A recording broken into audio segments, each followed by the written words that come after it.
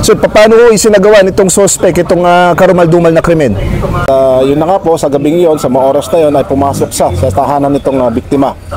At nakita niya itong biktima. At una po niyang ginawa ay kinuha yung mga cellphone ng kasamahan nitong biktima na kung saan ay kanya pong tinago.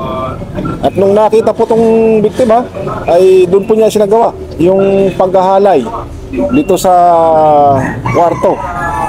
At pagkatapos noon ay sinaksak niya itong biktima at sinakal hanggang namatay.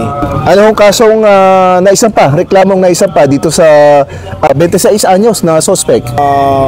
Maharap ngayon ng kasong rape, homicide, and robbery po. Si Police Lieutenant Colonel Julius Alvaro, ang Chief of Police, mga kaibigan ng bayan ng Florida Blanca, Pampanga.